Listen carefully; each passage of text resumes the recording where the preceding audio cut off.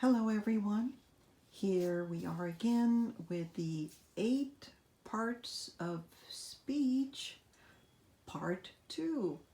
Today we are looking at verbs. Verbs are action words, but also include the verb to be.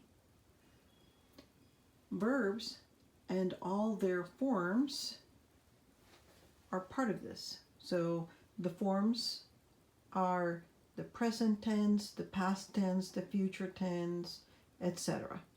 I'm sure you know about the present progressive, the past progressive, and all those other forms. But that'll be a different lesson.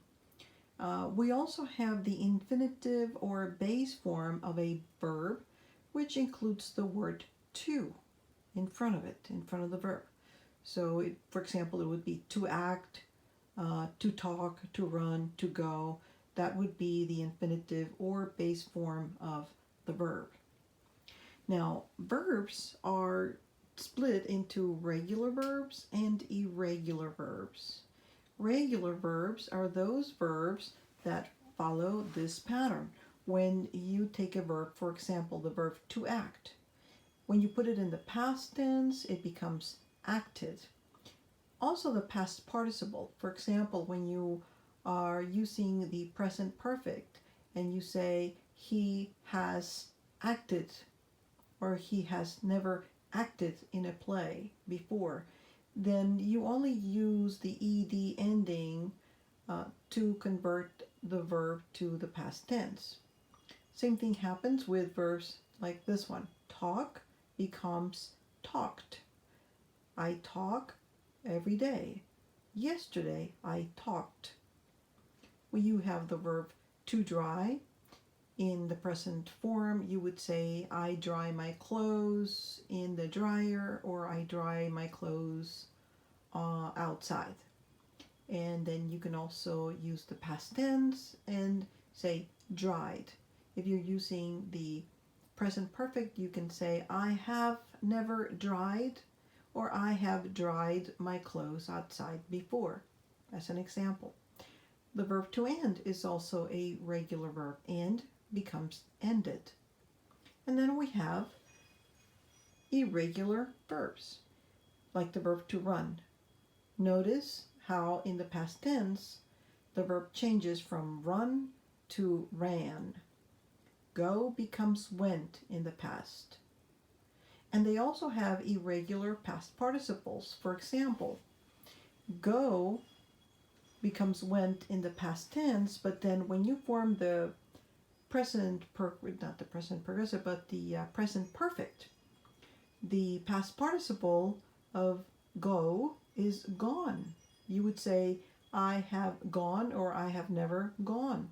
So that is what makes these verbs irregular. Their forms are different. But that's another video. Okay, so we have here is the verb to be. Present tense is or was, but then we also have being, B-E-I-N-G. We have get, got, and we also have gotten, G-O-T-T-E-N. So you can see how these verbs have some different endings, and it's just a matter of practice, memorizing them, writing them down, using them to get used to them, because they're not that difficult. And we have quite a few out there of both kinds. We have regular verbs and irregular verbs running around all over the place. Now your verbs are your most important part of your sentence, because that's where the action is. Okay, if you say I smart, it's incomplete. You need to have your be verb. I am smart, he is smart, he was smart, if you're talking about something or someone in the past tense. Okay, so at the heart of every sentence is a verb. That's the heart of your sentence. That's where the action is, either action or the verb to be. And let's do another example. I ran 3 miles last night. I ran. If I said I 3 miles last night, you would not know what in the world I was saying.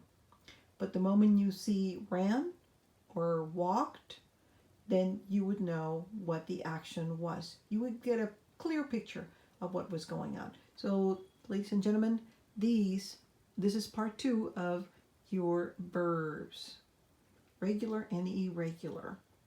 I hope this clarified things for you. And in part 3, we'll see more parts of speech. Thank you.